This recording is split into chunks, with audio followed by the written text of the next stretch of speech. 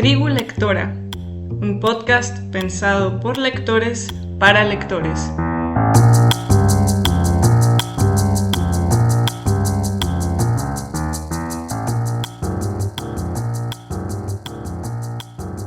Hola a todos, mi nombre es Vanessa y conmigo se encuentra mi compañera Fabiana Trujillo. Hola Fabi. Hola, Vane. Juntas les damos la bienvenida al episodio 30 de Tribu Lectora, un podcast pensado por lectores para lectores, donde la literatura es nuestro territorio y la lectura nuestra lengua común. En Tribu Lectora nos reunimos o intentamos reunirnos cada 15 días para conversar de un libro distinto, de su autor. También charlamos sobre las rutinas y los rituales que tienen estos autores, así como sobre novedades del mundo de la literatura, y finalizamos siempre con nuestras recomendaciones, ya sea un libro, una pieza musical, o una película o una serie. Antes de comenzar, y como siempre hacemos, les extendemos una invitación a unirse a nuestro club de lectura de este 2025. Pueden informarse sobre el ciclo del momento a través de tribulectora.cdl en Instagram o nos escriben un correo electrónico tribulectora.cdl@gmail.com. Y hoy, en este episodio, en el número 30 de Tribu Lectora, nos reunimos para hablar sobre la novela de ciencia ficción llamada El ciclo de vida de los objetos de software del autor Ted Chiang.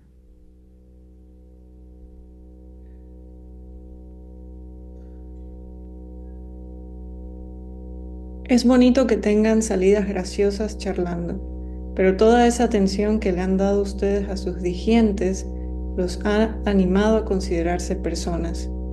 No buscamos empleados superinteligentes, buscamos productos superinteligentes. Ustedes nos ofrecen lo primero y no se lo reprocho. Nadie puede dedicar tantos años como ustedes a educar a un digiente y seguir considerándolo un producto. Pero nuestro negocio no se basa en esa clase de sentimientos. Ana ha fingido que no existía, pero ahora Pearson lo ha expuesto de relieve de mala manera. La incompatibilidad fundamental entre los objetivos de Exponential y los suyos. Quieren algo que responda como una persona, pero a la que no deban las mismas atenciones que a una persona, y eso es algo que ella no puede darles. Nadie se lo puede dar, porque se trata de una imposibilidad. Los años que ha pasado criando a Jax no solo lo volvieron gracioso, no solo le proporcionaron aficiones y sentido del humor. Todo eso es lo que le otorgó los atributos que Exponential busca: fluidez a la hora de desenvolverse en el mundo real, creatividad a la hora de solucionar nuevos problemas, discernimiento fiable a la hora de tomar decisiones importantes. Cualquier cualidad que haga a una persona más valiosa que a una base de datos sería producto de la experiencia. La experiencia no es simplemente la mejor maestra, es la única maestra. Si hay algo que ha aprendido criando a Jax, es que no hay atajos. Si quieres crear un sentido común, fruto de 20 años de andar por el mundo, necesitas dedicarle 20 años a esa labor.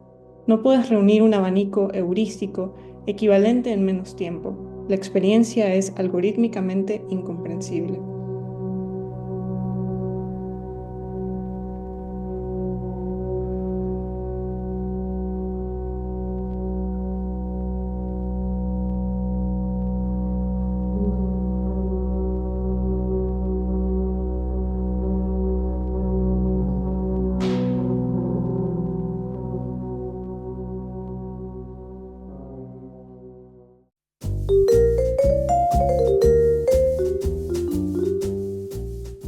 Lugares ficticios. No existen, es cierto, pero nos gusta habitarlos, comentarlos y compartirlos. Hablamos de los espacios de la ficción.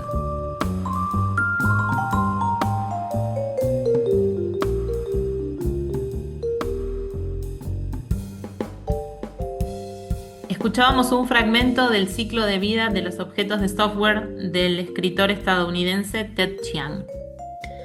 Y Fabi, como siempre, vamos a conversar un poco sobre la biografía de este autor. Chiang nació en Long Island en 1967, estudió informática y también asistió a un taller llamado Clarion para escritores de ciencia ficción y de fantasía. Actualmente reside en el estado de Washington, cerca de Seattle, donde mezcla su trabajo como escritor de ficción con la escritura de manuales técnicos de software, que además es algo que se nota, al menos en este cuento, se Muchísimo. nota, ¿no? Se le nota el oficio. Sí, A Chiang se lo describe como un escritor de ciencia ficción humanista. Muchos lectores consideran que sus historias son inusualmente conmovedoras y se preguntan de dónde proviene su poder emocional, porque tiene una escritura que es muy sobria. es muy, incluso me atrevería a decir que es un poco, y espero que esto no sea ofensivo de ninguna manera, es minimalista en el uso de los términos, es muy precisa, eso, es muy precisa. Muy técnico Sí, también, muy ¿no? técnico, sí, eso es muy técnico. De hecho, cuando sugerimos este libro para el club de lectura, porque fue parte del el siglo pasado, Mutación del El Porvenir, porvenir. hicimos un glosario Sí, porque cuando uno lo lee, el primer encuentro para una persona que es nueva, digamos, en el mundo de la programación, del software y de las inteligencias artificiales, por ahí un glosario le ayuda como a ubicar y a diferenciar tantos nombres, ¿no? Y sí, tantas cosas que tantos aparecen. términos. Sí, sí. Bueno, y Chiang, a pesar de todo esto, y en este relato, en esta novela, nos sumerge en una historia que nos plantea muchas preguntas filosóficas, más allá de lo despojado que puede resultar su forma de escribir. Sí, en esta novela o en esta novela corta, encontramos a personajes que tienen una relación muy íntima con la inteligencia artificial y que nosotros a través del tiempo podemos observar ese crecimiento y esa maduración de estos entes de tecnología o de inteligencia artificial que inclusive en algún punto llegan a poder adquirir una forma materializada, ¿no? A través de lo que parece ser como un robot, donde ellos pueden transferir su inteligencia y poder operar este robot. Pero más allá de lo tecnológico, como decías, Vane, Chiang se enfoca en la relación del ser humano con la tecnología, o en este caso del ser humano con la inteligencia artificial y del ser humano como eh, un criador de esa inteligencia y de esa, entre comillas, persona, ¿no? Este avatar que existe en este mundo de software. Sí, brevemente para entrar ya de lleno en lo que aborda el libro, la historia sigue a Ana y a Derek y a sus mascotas digitales, podríamos decirle, ¿no? A digientes, como Vigentes. se les menciona en la versión en español, en la traducción en español, a lo largo de 20 años, desde que Ana los empieza a adiestrar, ella era adiestradora de animales en un zoológico, y Derek les diseñaba sus interfaces, ¿no? Pero también es interesante que, bueno, no sé qué iba a decir. Bueno, entonces tenemos a estos dos personajes a quienes sí, la historia sigue a lo largo de 20 años y cómo se van modificando las relaciones entre ellos y estas mascotas. En una época en la que además algo que se menciona muy brevemente al inicio, no existen casi los animales Sí, naturales, sí. ¿no? Sí, es verdad, porque Ana se dedicaba a ser una adiestradora, me parece que era el término, ¿no? O criadora de chimpancés o gorilas, creo yo que eran los que ella adiestraba. Pero ya no hay más. De hecho, el zoológico para el que ella trabajó por mucho tiempo, ya más bien tuvo que, bueno, ella tuvo que dejar ese empleo porque ya no había con qué trabajar ahí, ya no había especies de chimpancés, de gorilas para seguir adiestrando, trabajando en ellos, pero ella tiene la experiencia del adiestramiento, que es lo que llama la atención de esta empresa que primero la contrata para adiestrar a sí misma estas inteligencias que se ven inicialmente como animales, ¿no? Son como mascotas, son animales, algunos se ven como osos, creo yo que se describía en el texto, otros como también gorilas y distintos como animales un poco más antropomorfos, creo, ¿no? Como un poquito humano, animal, algo por ahí.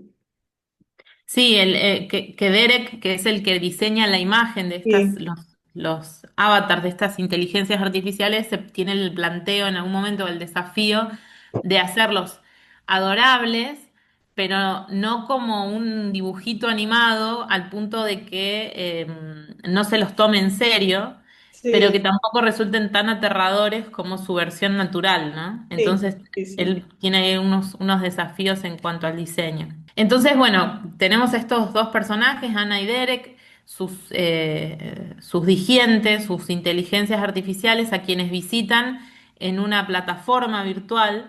Y esa es otra cosa interesante, cuando uno lee el libro, al principio, supongo que tiene que ver con la generación a la que pertenecemos nosotros. Tal vez chicos más jóvenes lo sientan de otra manera, sí, eh, pero a uno le cuesta encontrar como asidero a la historia porque todo transcurre en el mundo virtual.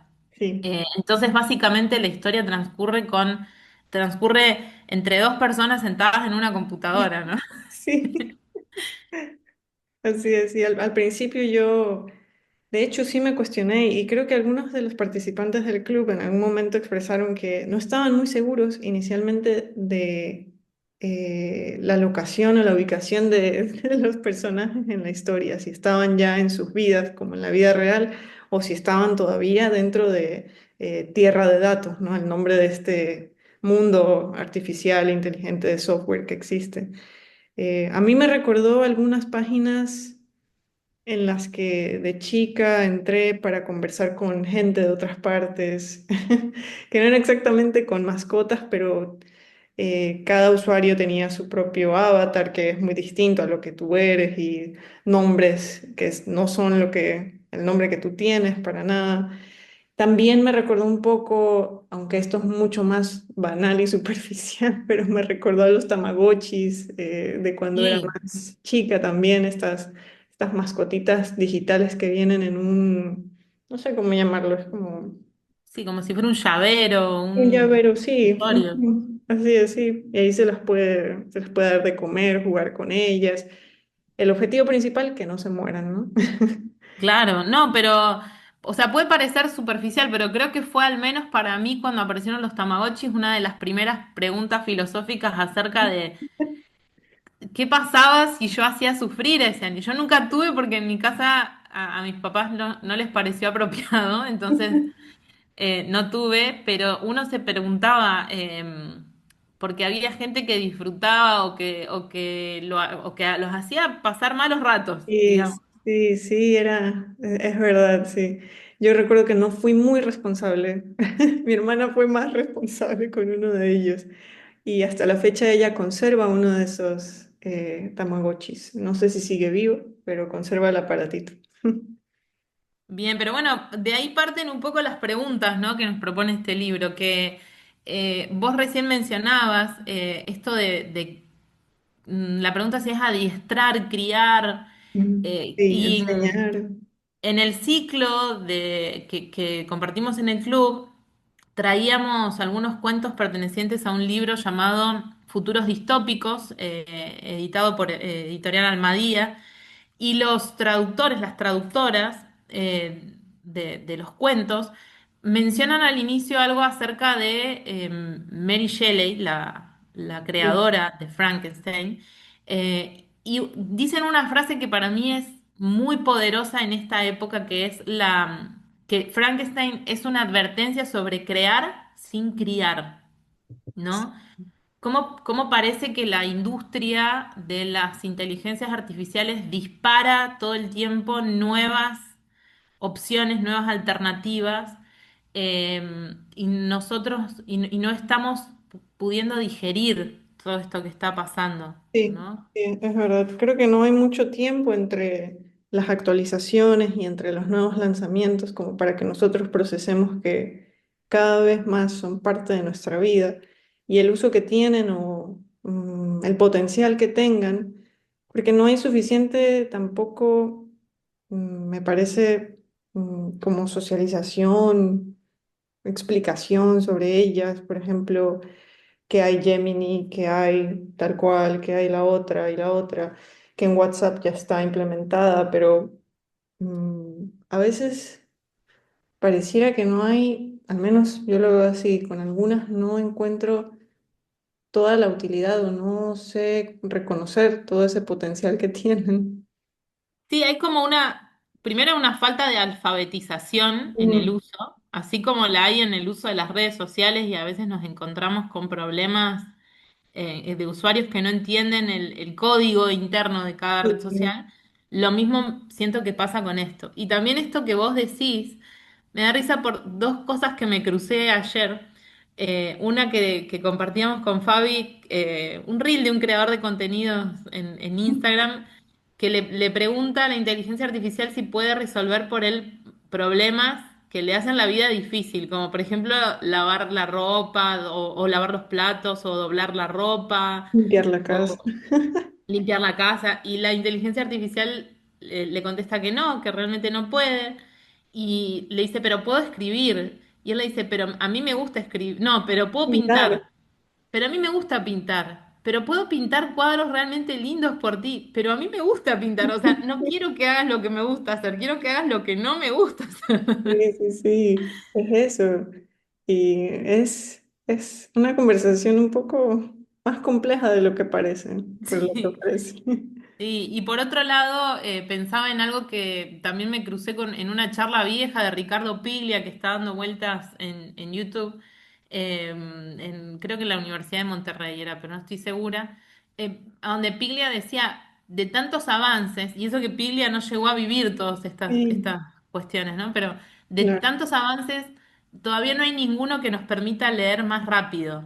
O sea, leer sigue siendo una actividad que nos requiere tiempo real. O sea, si un libro demoro en leerlo 2 horas, no hay inteligencia artificial que haga que yo puedo leer un resumen, pero no es la No es lo experiencia de leer mismo. el libro, Sí, ¿no? sí. Y tiene que ver con esto que dice Ana, la protagonista en el fragmento que leíste, ¿no? Hay cosas que son incompresibles, o sea, no podemos comprimir ciertas experiencias. La inteligencia artificial o la tecnología todavía no lo ha conseguido. Hay que ver si queremos que lo consiga, ¿no? Sí. Y los riesgos que pueden haber.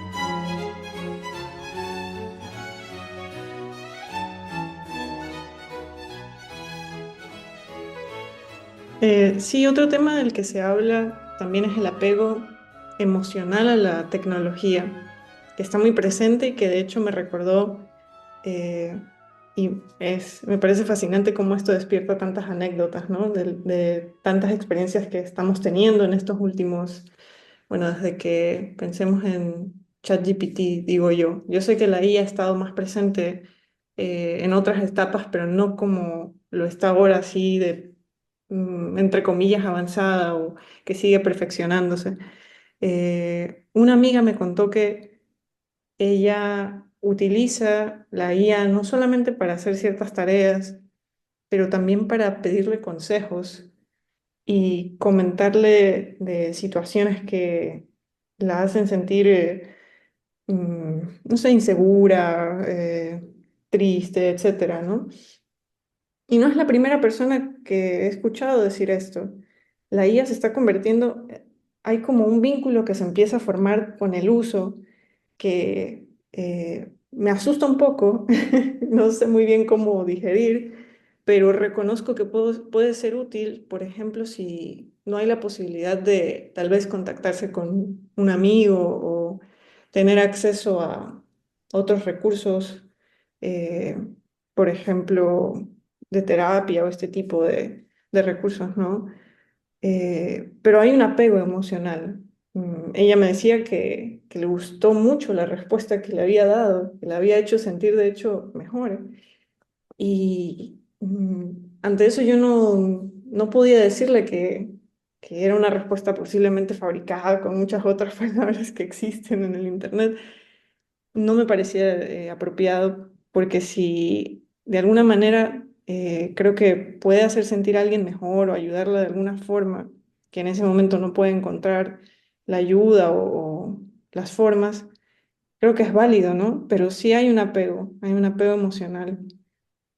Bueno, y esto que vos decís también me recuerda a algo que surgió en una de las sesiones, donde una compañera del club planteó que alguien estaba recibiendo atención como cliente de una empresa o de un servicio de salud y previo a la atención de un asesor humano había estado conversando con una inteligencia artificial y cuando lo atendió el asesor humano fue tan frustrante el proceso de comunicación que le solicitó volver a comunicarse con la inteligencia artificial que lo estaba comprendiendo mejor. Entonces vivimos, por una vía, el proceso de humanización de la tecnología Sí, y por otra vía, el proceso de deshumanización de las personas, sí, ¿no? sí, sí. Que también es algo que plantea el libro, por ejemplo, en este fragmento, cuando la empresa, no me acuerdo el nombre Blue de la Gamma, empresa, pero Blue Gamma. Creo que es Blue mm, Gamma, ¿no?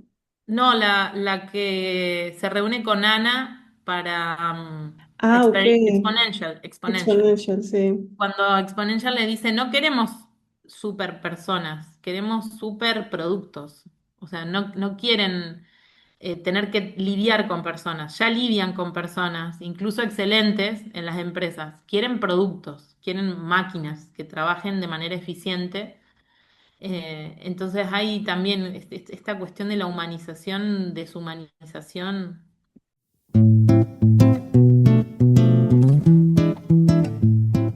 Rituales de creación. Cómo los artistas liberan de sus mentes las tareas cotidianas para pasar a campos de acción en verdad interesantes.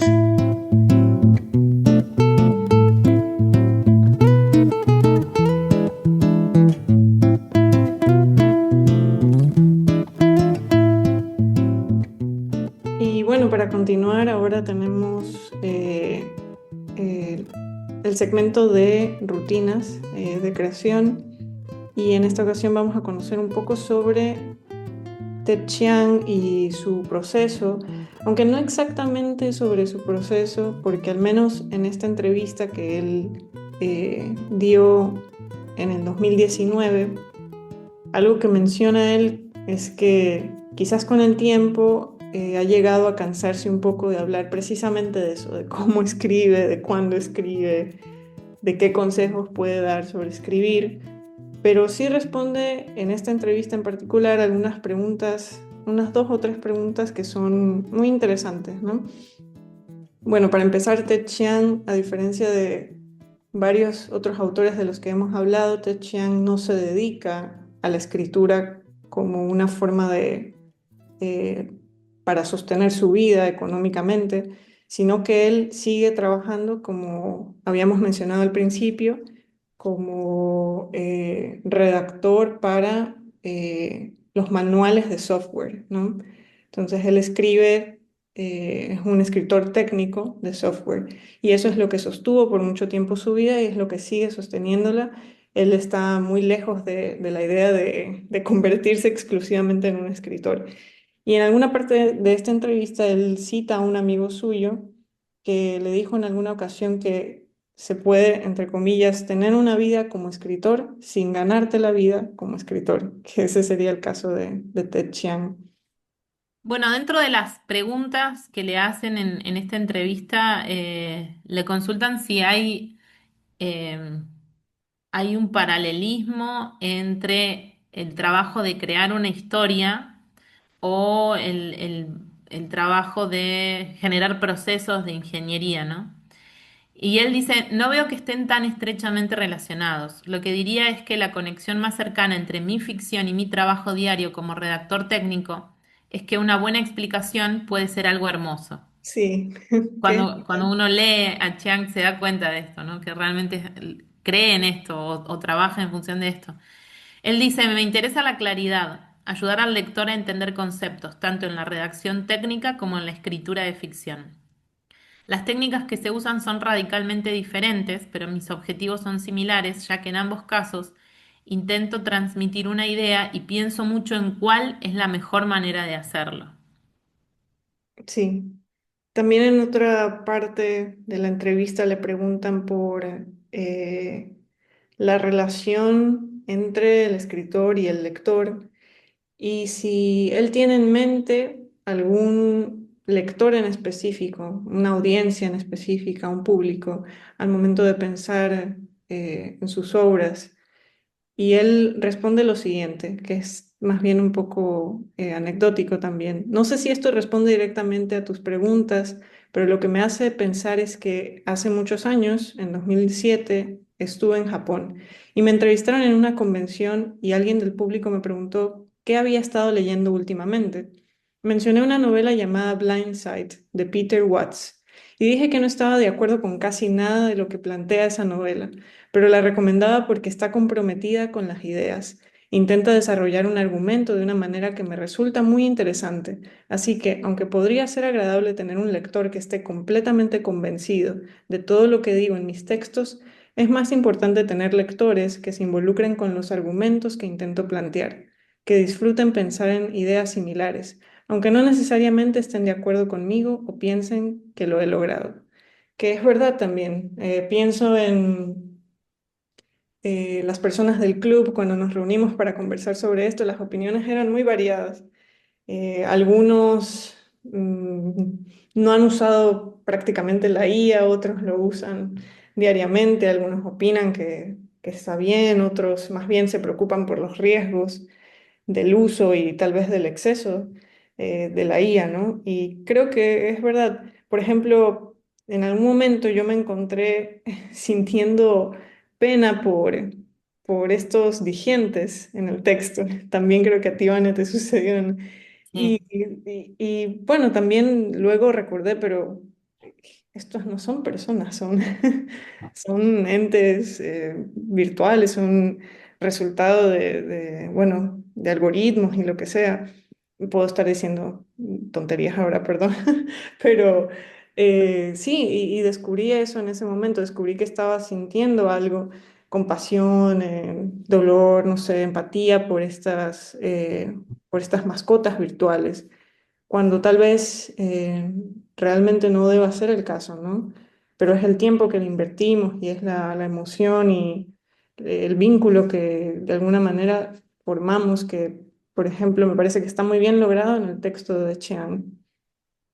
Sí, y que además es un texto que tiene muchas preguntas. Me refiero no solo a preguntas en el sentido figurado, sino que tiene preguntas en el texto que Sí. se hacen los protagonistas y que no siempre terminan de responder de manera satisfactoria para ellos. Muchas veces actúan a pesar de estas preguntas que Ujú. siguen sin ser respondidas. Sí. Una última pregunta que le hacen a él es sobre la importancia de la lectura en su obra. Y él responde que Bueno, no exactamente responde con títulos de libros, aunque en algún momento de esta entrevista también le preguntan por Borges, que sabían que él era lector de Borges, y si él continuaba leyéndolo, y él dijo que sí, efectivamente, en ocasiones lo seguía leyendo. Pero él responde más bien que las lecturas son lo que lo ha formado a él y lo que lo ha hecho ser el escritor de ciencia ficción que es y aportar a esta conversación que es la ciencia ficción o el género de ciencia ficción. Él menciona, el género es una conversación entre autores, entre libros, que se extiende a lo largo de décadas, y una de las razones por las que me identifico definitivamente como escritor de ciencia ficción es porque quiero participar en la conversación continua que es la ciencia ficción. Mi escritura se inspira en los libros que he leído, por lo que es una respuesta a lo que otros escritores han escrito. Quiero dialogar con otras obras de ciencia ficción. Qué increíble esta definición del género, ¿no? El género es Sí. una conversación entre autores que se extiende a lo largo de décadas. Porque estaba pensando en libros clásicos del género como Sueñan los androides con ovejas eléctricas de Philip Dick, en el que también hay un futuro en el que los animales solo están disponibles para las personas que tienen dinero, Ujú. y los demás se conforman con animales eléctricos, con ovejas eléctricas, Sí.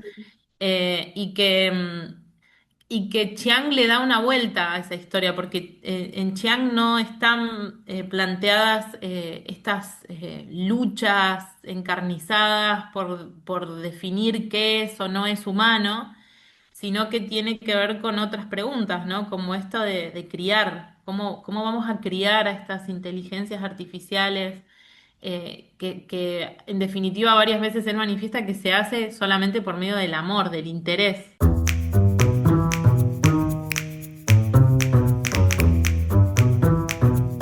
Antídotos tribales.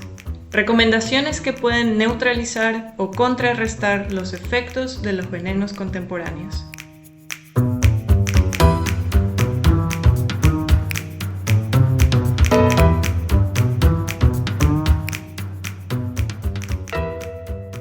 Y bueno, hemos llegado a la última parte del podcast. Nuestras recomendaciones, tenemos algunas recomendaciones, entre ellas ciertos títulos que creo que ya hemos compartido antes, conversando de ciencia ficción o de otros temas. Eh, Sobre Ted Chiang hay otros textos de él, hay otros libros, más bien como antologías que recopilan algunos de sus textos porque él tiende a escribir textos más bien cortos y me parece, si no estoy equivocada, que el ciclo de vida de los objetos de software es hasta ahora su texto más largo, con ciento y pico de páginas. Pero aparte de este está la historia de tu vida y también está Exhalación. La historia de tu vida es un texto de aproximadamente unas 25 a 30 páginas y es la historia que luego se adaptaría en la película Arrival, en la que actúan.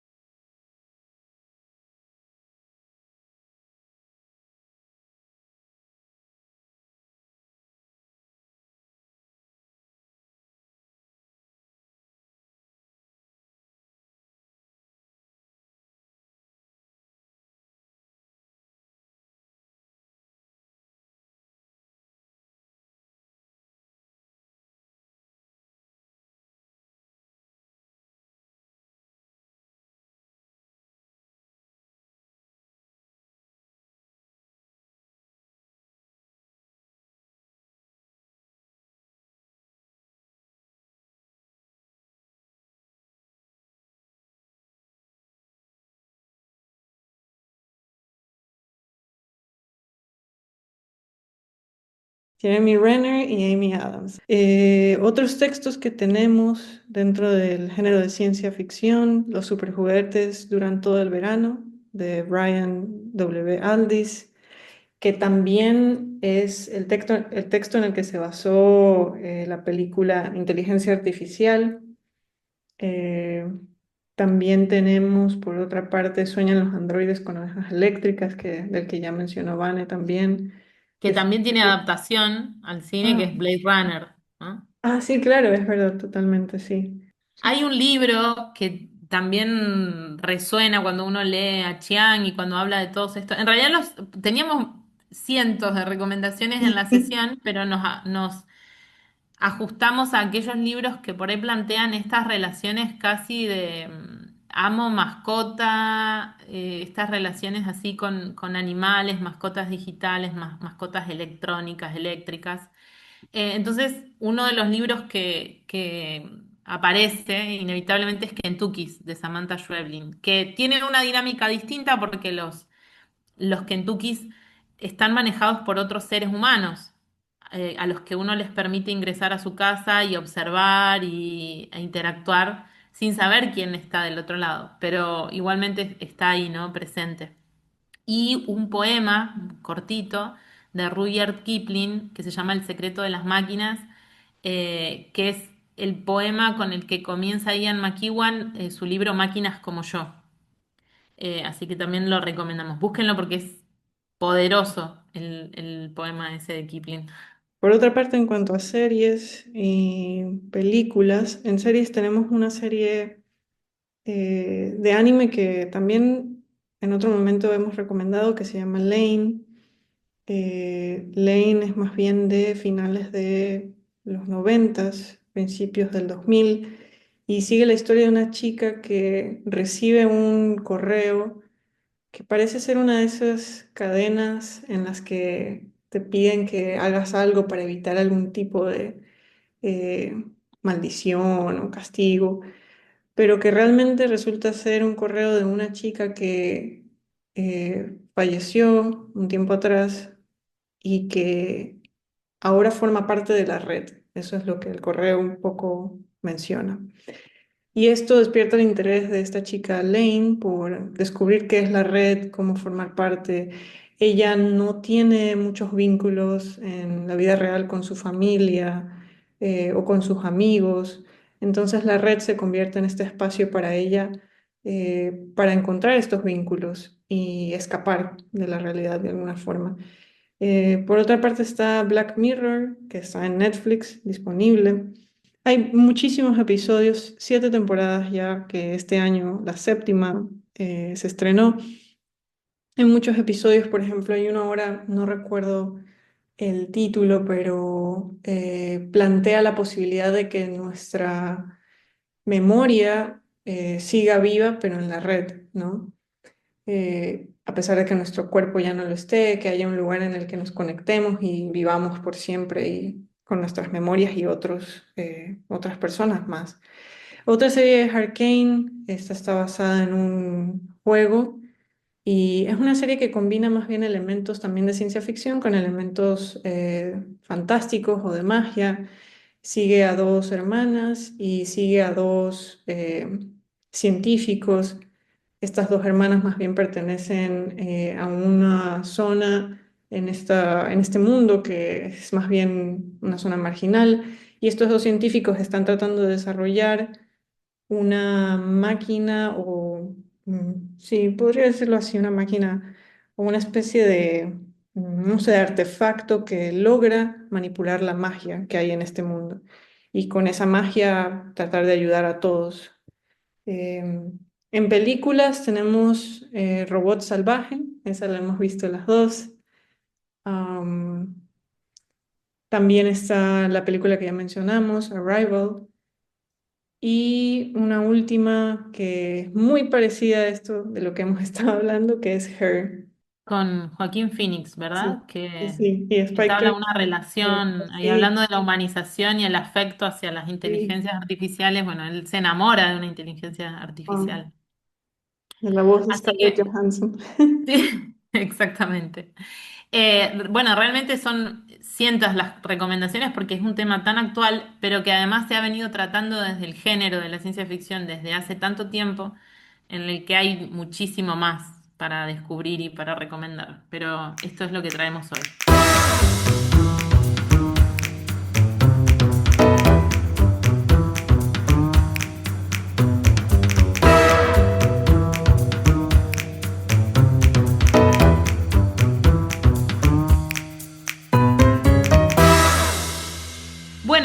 Fabi, llegamos al final del episodio 30 de Tribu Lectora. Como siempre, los esperamos en el siguiente episodio. Pueden escucharnos a través de Spotify y de YouTube o encontrarnos en Instagram como tribulectora.cdl.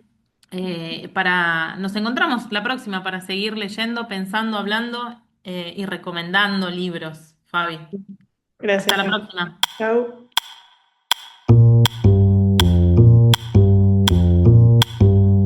Tribu Lectora.